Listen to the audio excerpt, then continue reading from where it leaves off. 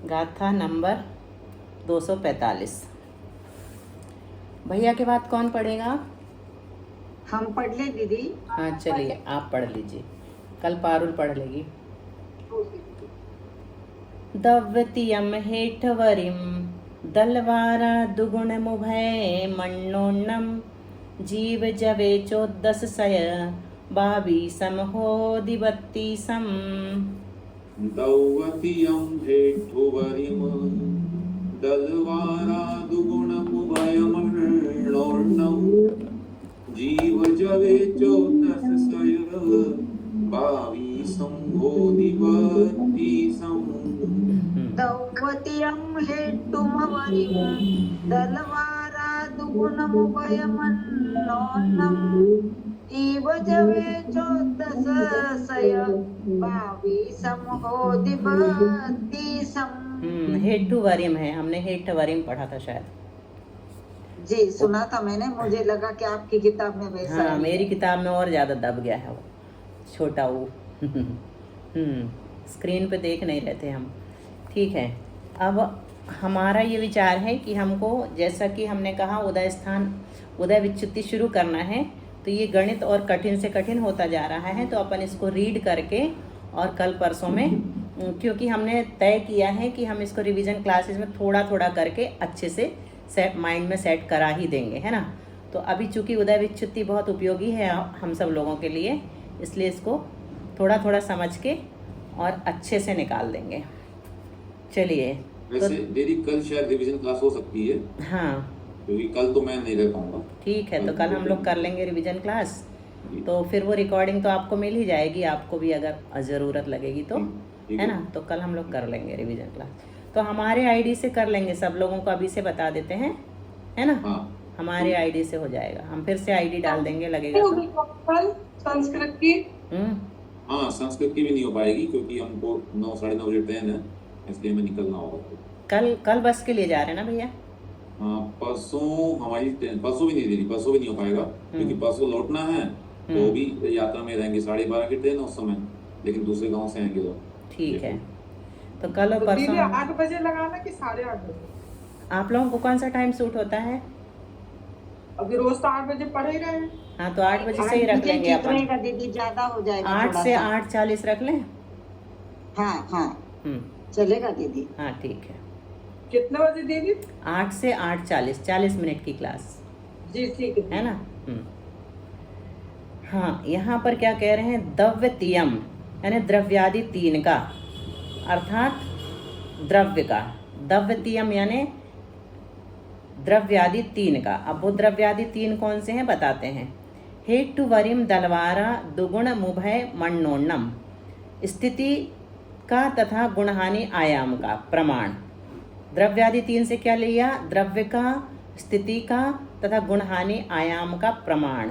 क्रम से कितना है, 1422, 1422, 32, 32 तथा 4 है। तो यहाँ पर जैसा कि हमने पहले लगाया था निषेक रचना में, कर्म परमाणु के प्रसंग में, वही बात यहाँ पर योग के अविभाज्य प्रतिच्छेद के साथ फिर से रिपीट होगी। तो ज़्यादा परिश्रम नहीं करना पड़ेगा हमें। गुणहानि बस आप लोग बार बार समझते जाइए। जब भी कन्फ्यूजन होगा तो सिर्फ गुणहानि के बारे में होगा कि आखिर गुणहानि किसे कहते हैं, कहते किसे हैं, है ना। तो ये धीरे धीरे करके ये भी समझ में आ ही जाएगी। गाथा नंबर 4 गाथा में कहाँ से लिया है? 4 नहीं लिया है, गाथा में नहीं लिया है, वो ऊपर से ले लिया। 4 उसमें आता है सूत्र में, शायद नीचे वाले में आ रहा 4 अगली गाथा चत्तारित्रिणिकांसु। देखते हैं, उसको ही हम भी खोज रहे थे कि यहाँ पे 4 अपेक्षित हैं परंतु गाथा में नहीं आया है, तो उसको बोल दिया गया अर्थ में। तो देखते हैं नीचे मिल जाए अगर। चत्तारित्रिणिकंसो पन अड अट्ठम तदो य 32 किंचूनति गुणहानि विभजिते दव्ये दुजव मध्यम। मेरी स्क्रीन ऊपर कीजिए थोड़ा। अच्छा हाँ, अब वही समस्या। अच्छा हाँ, इससे करना, इसकी भी प्रैक्टिस चाहिए, इसकी भी प्रैक्टिस चाहिए बार बार। चत्तारि त्रीणिकमसो पणियड्यठं तदोय बत्तीसं किंचूणतिगुणहानि विभजिते दौवेदुजवमज्जम् चत्तारि तिन्निकमसो पनाड अट्ठं तदोय बत्तीसं किंचूनति गुणहानि विभजिते दव्वेदुजवमज्जम्। सागर वंदना दीदी। नीचे तथा ऊपर की नाना गुणहानि का प्रमाण क्रम से चत्तारि तिन्निकमसो, हाँ ठीक है, ये चत्तारि ऊपर का है, पण तिन्नी पण यहाँ ले लेंगे, 3 तथा 5 है। चत्तारि मिल गया पारुल, ये नीचे वाली गाथा में आया है, ऊपर का जो 4 है, ये दोनों गाथाएं मान के चलो जुम्मम है, युग्म है ना, एक साथ पढ़ी जाएंगी।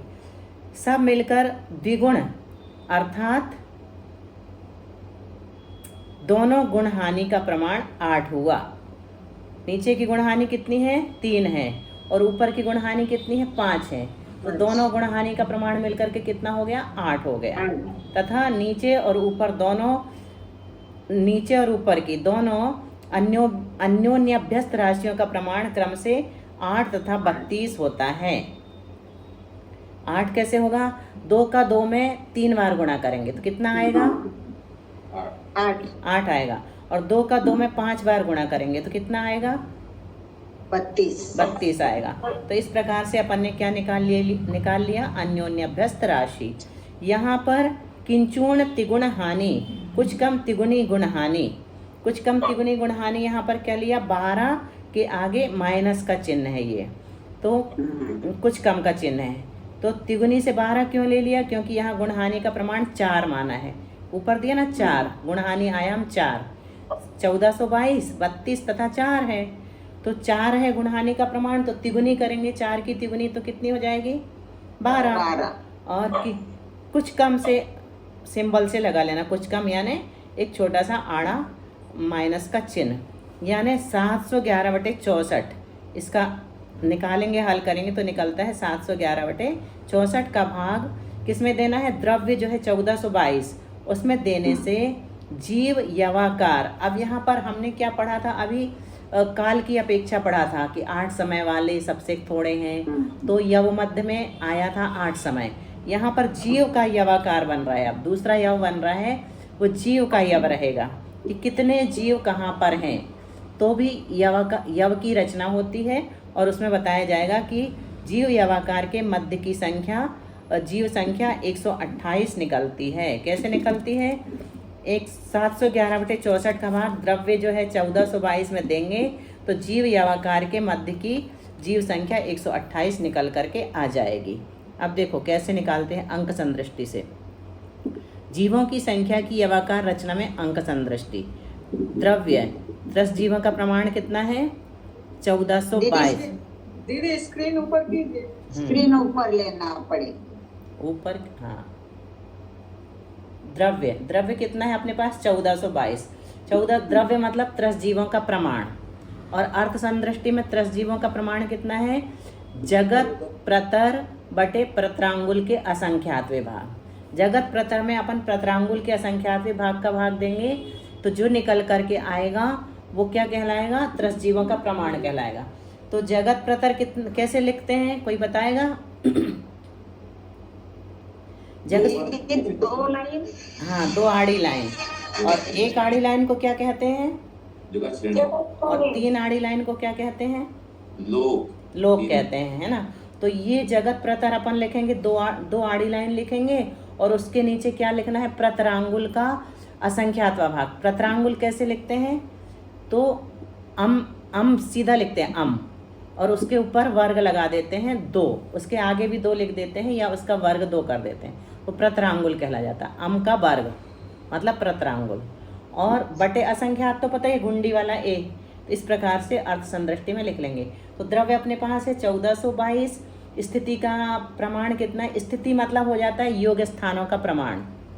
वहाँ पर हम क्या लेते थे? 48 समय लेते थे, यहाँ पर लिया है 32। वहाँ पर द्रव्य लिया था 6300 निषेक रचना में, यहाँ पर लिया है 1422, ठीक है। गुणहानि आयाम यहाँ पर 4 है, वहाँ पर 8 था, और कुल मिलाकर के 6 गुणहानियाँ थी।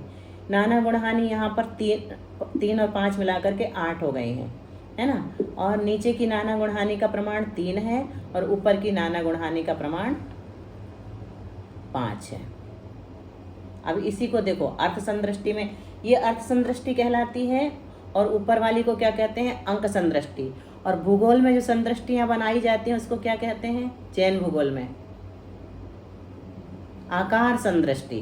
3 प्रकार की संदृष्टियां अपने यहाँ मानी गई हैं, अर्थ संदृष्टि, अंक संदृष्टि और आकार संदृष्टि।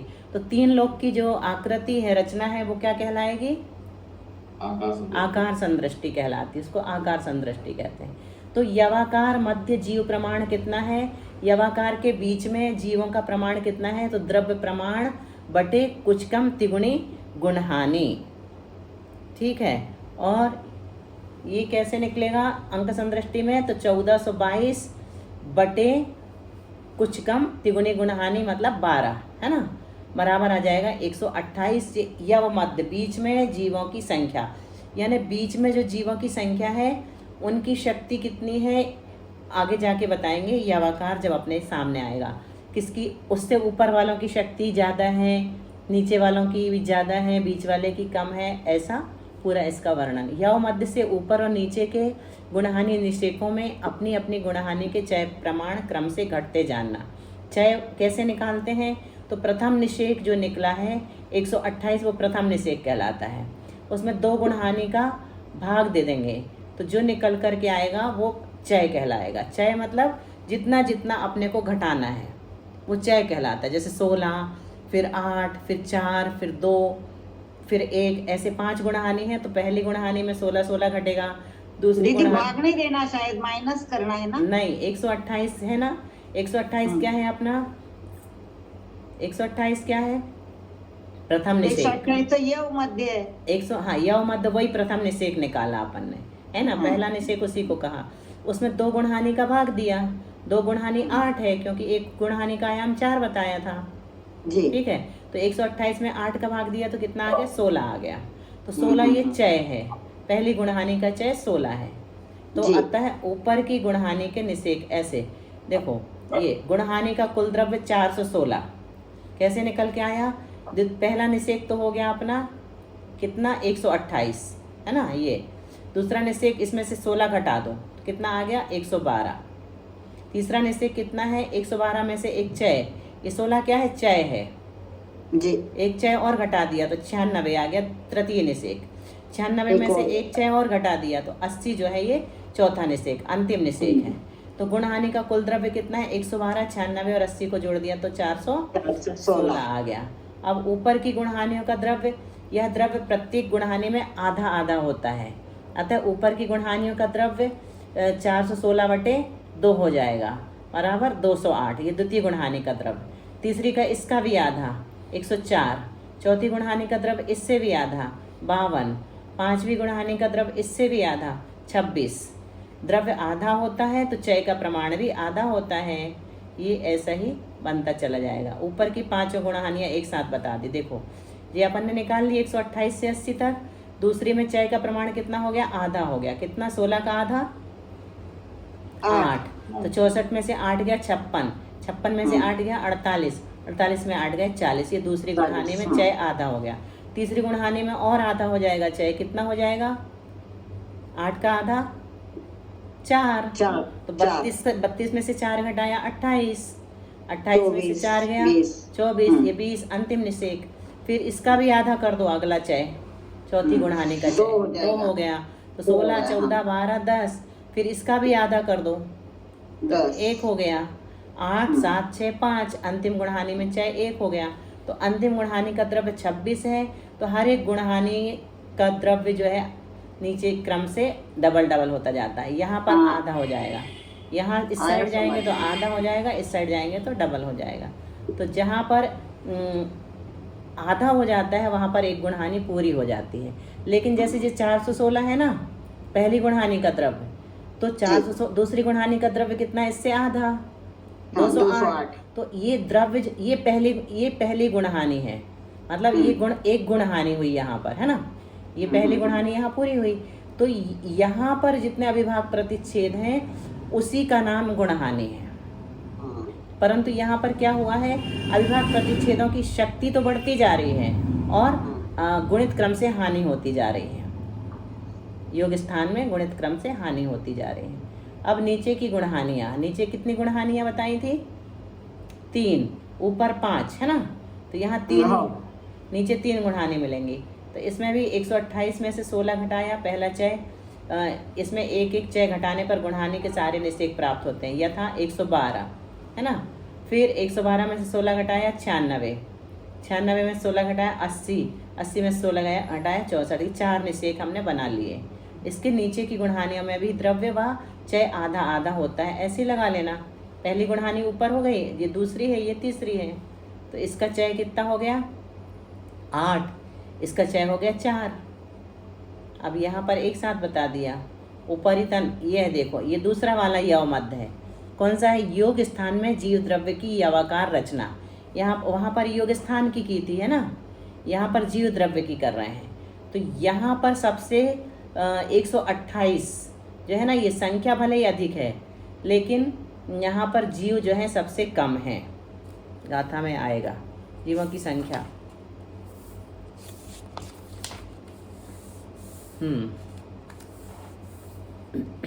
247 पढ़ लें, फिर ये समझ में आ जाएगा हमें। ऊपर ये पंचम गुणहानि है, ऊपर की ये चौथी है, ये तृतीय है, ये द्वितीय है, ये प्रथम है, यहाँ तक। और नीचे की 3 गुणहानियाँ हैं। ये अधस्तन, अधस्तन द्वितीय, अधस्तन प्रथम, अधस्तन द्वितीय, अधस्तन तृतीय। तो ये यहाँ पर जघन्य योग स्थान होते हैं और यहाँ पर उत्कृष्ट योग स्थान होते हैं। सबसे नीचे की जो गुणहानि है तीसरी, उसमें जघन्य योग स्थान पाया जाएगा और सबसे ऊपर की जो गुणहानि है उसमें उत्कृष्ट योग स्थान पाया जाएगा। इसको देख लो आगे। गाथा नंबर 247। पुण्यतस जोग ठाणम छेदा शंखस्य शंख बहुभागे दलमिगि भागम च दलम दव्य दुगम उभय दलवारा। पूर्णतस जोग ठाणम छेदा शंखस्य शंख बहुभागे दलमिगि भागम च दलम दौवदुगम उभय दलवारा।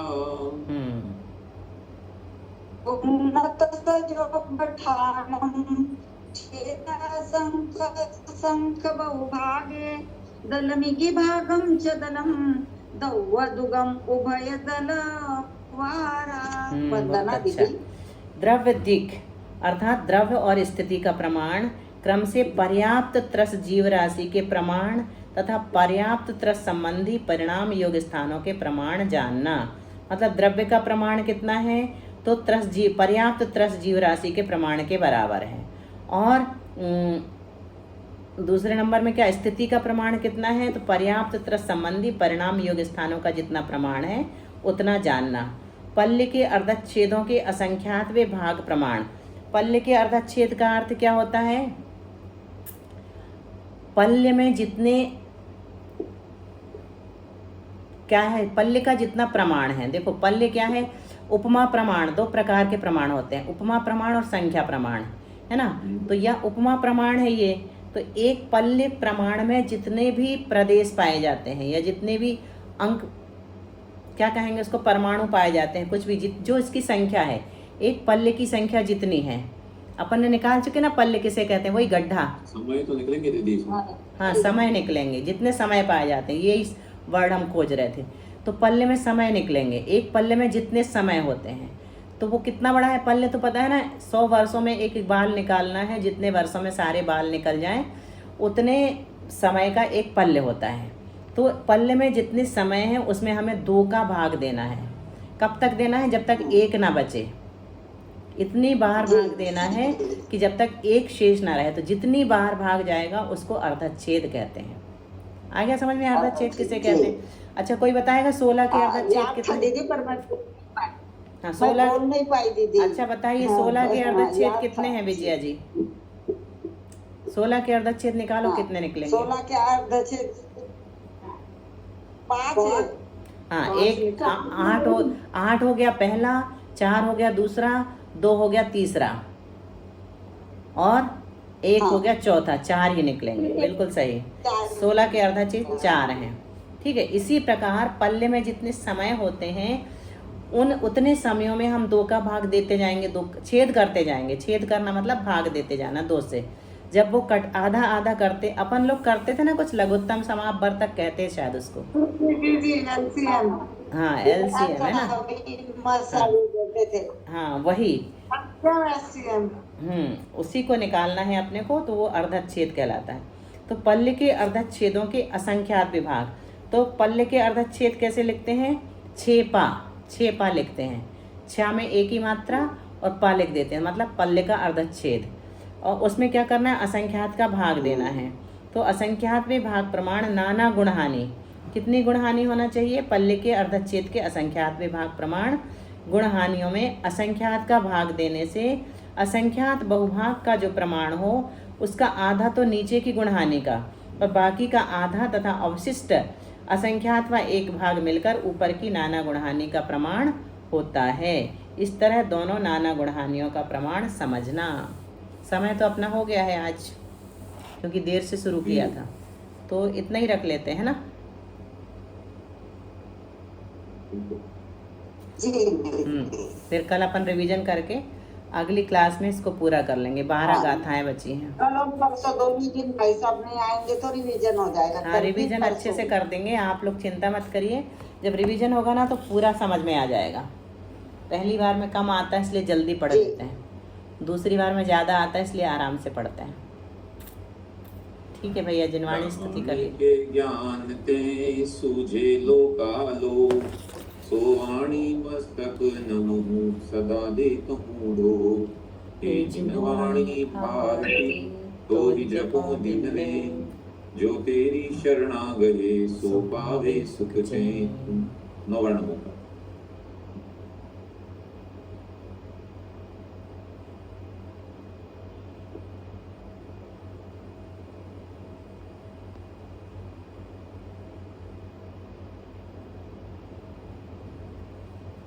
भैया इसमें जो आपने सिखाया आज, तो पहले पीसी में जाना है कि पहले स्क्रीन शेयरिंग में शेयर में जाना है?